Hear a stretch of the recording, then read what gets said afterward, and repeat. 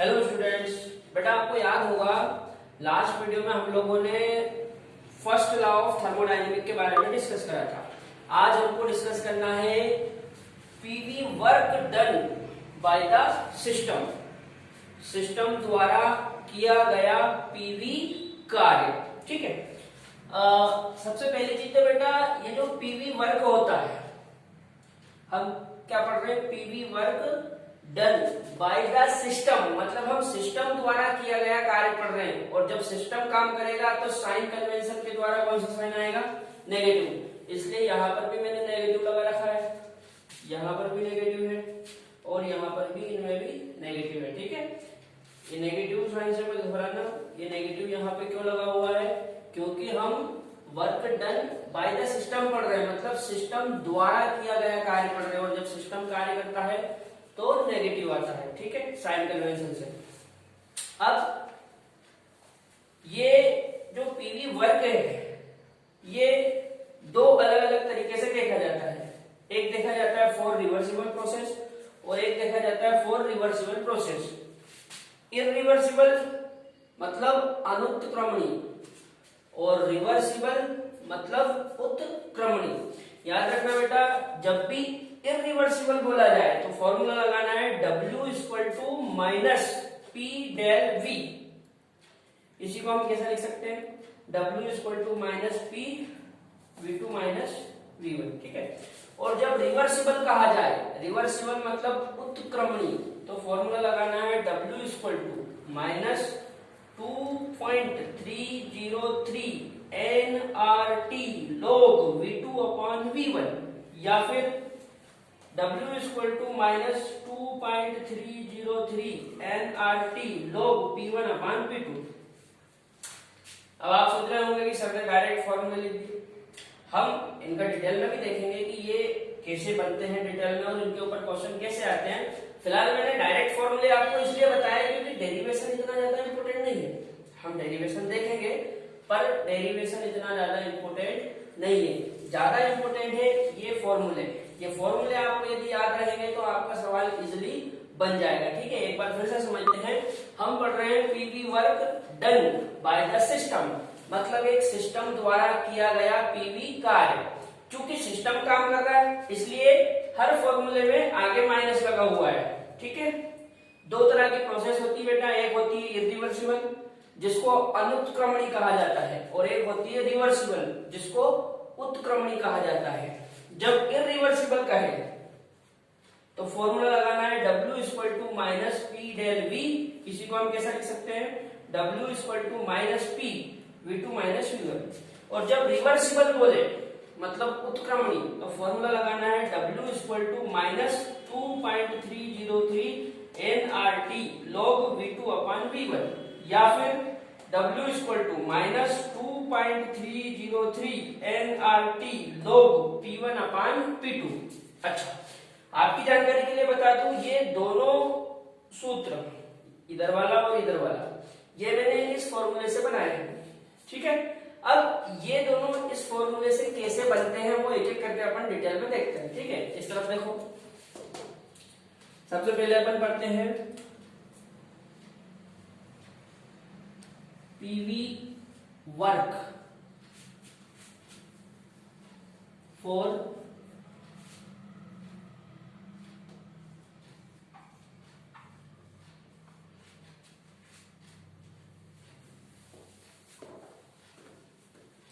Irreversible. PV work for irreversible. ये जो irreversible है इसको हिंदी में क्या कहा जाता है, अनुत्क्रमणीय। क्या बोलते हैं, अनुत्क्रमणीय। अनुत्क्रमणीय अभिक्रिया के लिए पीवी वर्क कैसे निकाला जाता है वो देखते हैं। चूंकि मेन फॉर्मूला मैंने आपको बता दिया, मेन फॉर्मूला क्या है, W = -V1 से V2 तक इंटीग्रेशन करना है, किसका, P एक्सटर्नल इनटू dV का। ठीक है, मेन फॉर्मूला बेटा ये है। इसी फॉर्मूले से आगे वाला फॉर्मूला बनेगा। सुनो कैसे, एक चीज याद रखना आप, चूंकि P = होता है कांस्टेंट, P इक्वल टू होता है कांस्टेंट, किसके लिए? इरिवर्सिबल के लिए। जब भी आप इरिवर्सिबल प्रोसेस की बात करोगे तो P क्या होता है? कांस्टेंट। अब यदि P कांस्टेंट है मतलब इसमें तो कोई चेंज आना है नहीं, तो इसको हम क्या करें, यहां से बाहर निकाल दो। तो फॉर्मूला हो जाएगा W equal to minus P integration V1 से V2 तक, और ये यहाँ पे dV। ठीक है बेटा।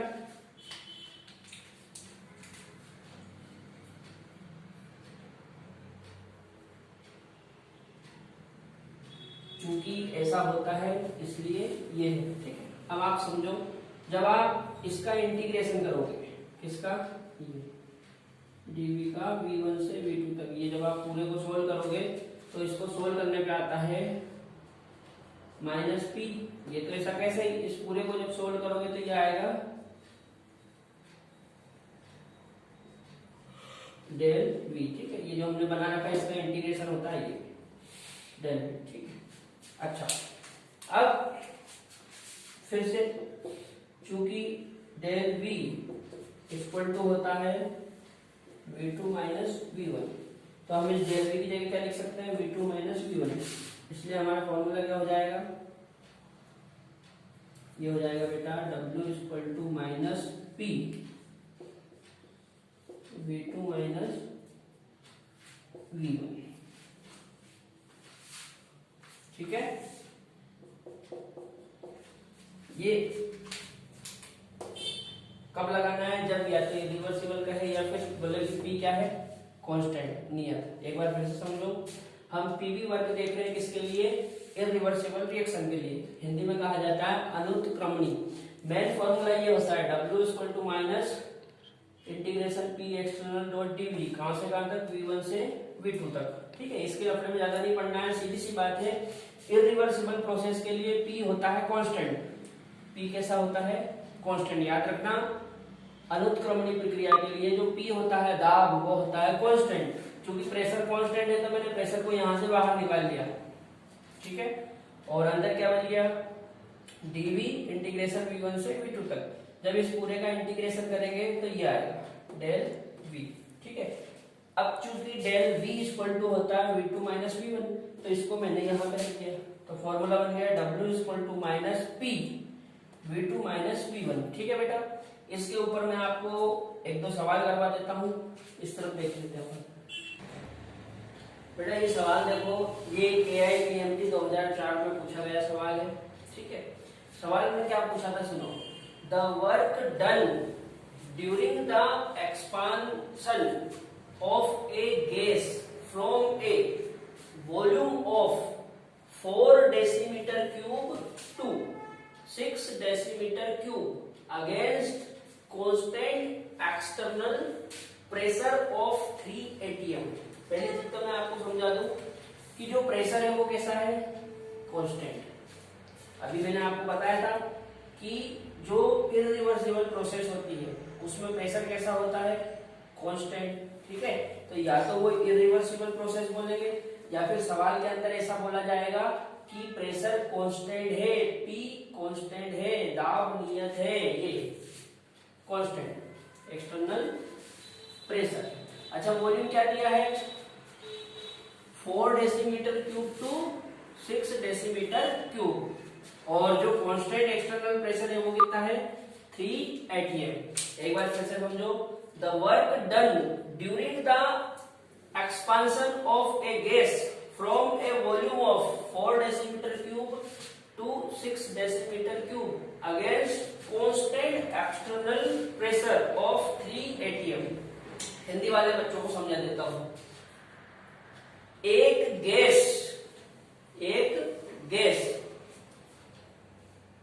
4 डेसीमीटर क्यूब आयतन से 6 डेसीमीटर क्यूब आयतन की ओर 3 atm नियत बाह्य दाब के विरुद्ध प्रसार करती है, तो किया गया कार्य क्या होगा? ठीक है, अब आप समझो बात को। चूंकि P इक्वल टू क्या है? कांस्टेंट, और जब भी P कांस्टेंट हो तो प्रोसेस कैसी होती है?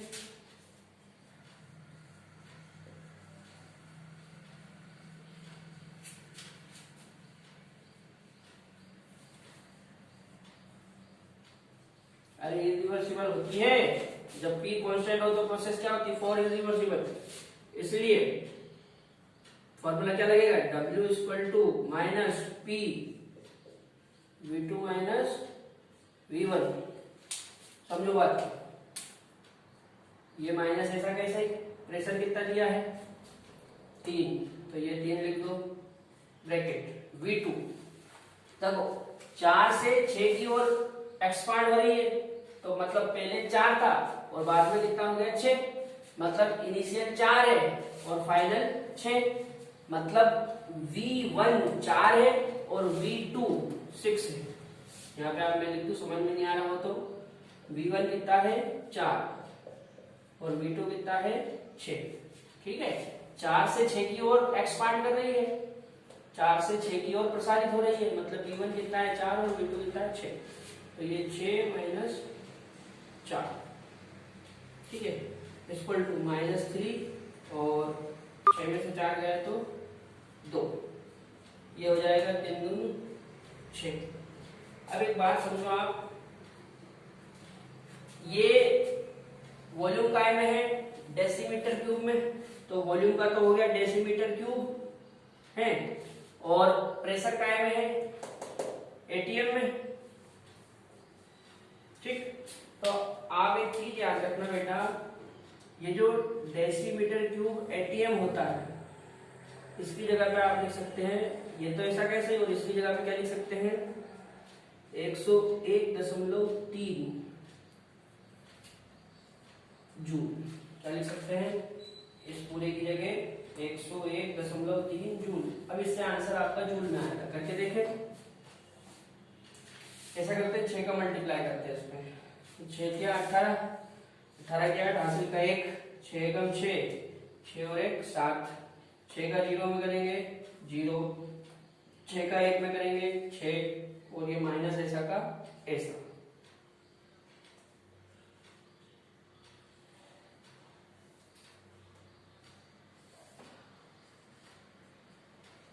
ठीक है, पॉइंट के बाद एक अंक है, तो यहाँ पे एक अंक के बाद पॉइंट लगा दो। तो ये कितना हो गया? W equal to minus 607.8 joule. ठीक है बेटा, सवाल समझ में आया?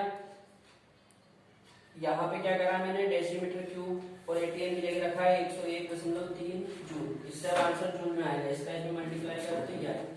यहाँ पे ये सिस्टम द्वारा किया गया वर्क कितना है? 607.8 जूल। अब ये सवाल देखो, इसमें लिखा है बेटा, an ideal gas expand in volume from 1 into 10 to the power minus 3 meter cube to 1 into 10 to the power minus 2 meter cube at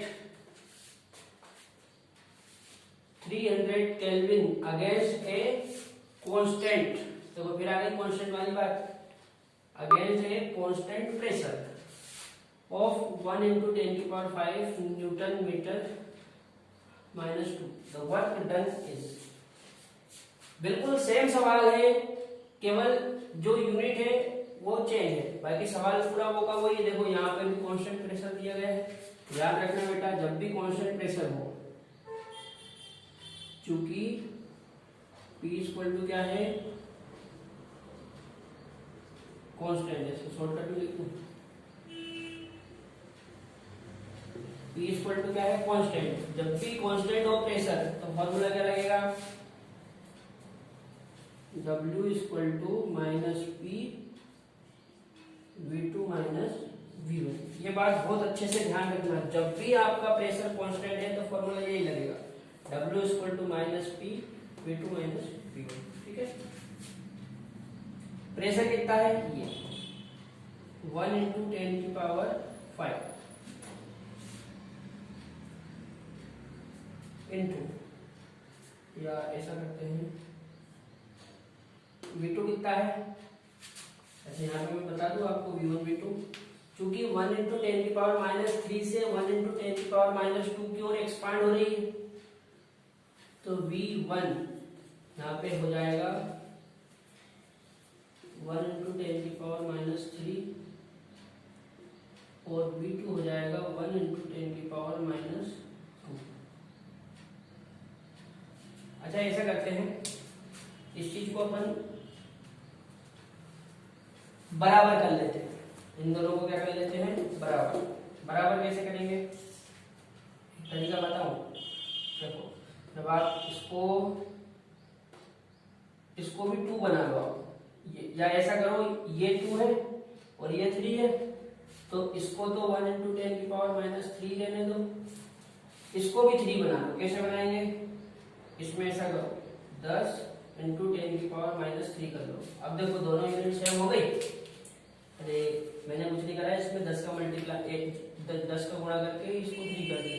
अब जब आप इस 0 से इसको काटोगे तो वापस यही आ जाएगा, ठीक है। और ये तो पहले ये सब, ऐसा क्यों करा, पावर सेव करने के लिए। अब ये आसानी से सोल्व हो जाएगा। देखो यहाँ पे V2 कितना, 10 इंटू 10⁻³ और V1 कितना, 1 इंटू 10⁻³ अब आप समझो, ये तो ऐसा कैसे, यहां से मैं इस पावर को कॉमन ले सकता हूँ, -3 को बाहर निकाल लूं, तो 10⁻³ आ गया बाहर। अब अंदर क्या बचा, यहाँ से बचा 10 और यहाँ से बचा 1, ठीक है। अब देखो, आप 10 में से 1 गया तो 9 का इस 1 में गुणा करोगे तो -9 इंटू ये 3 और ये 5 प्लस 5 में से माइनस के 3 जाएंगे तो ये बचेगा प्लस के 2। कुछ समझ में आई बात, क्या करा मैंने यहाँ पे, 10 में से 1 गया तो 9 और उस 9 का इस 1 में मल्टीप्लाई कर दिया तो 9 यहाँ, और इस 5 में से इस 3 को काटेंगे तो प्लस का 2 आएगा। अब बात समझो, जो प्रेशर था वो काय में था, न्यूटन मीटर -2, तो प्रेशर की यूनिट हो गई न्यूटन मीटर -2 इंटू वॉल्यूम काय में था, मीटर क्यूब में, तो ये वॉल्यूम का मीटर क्यूब। अब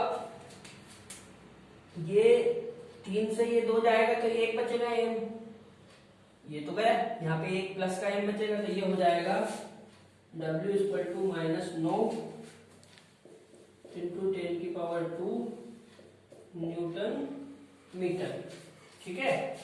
ये m प्लस का 3 और ये m माइनस का 2, तो ये माइनस के 2 से कटेंगे तो 1 प्लस का m बचेगा ये।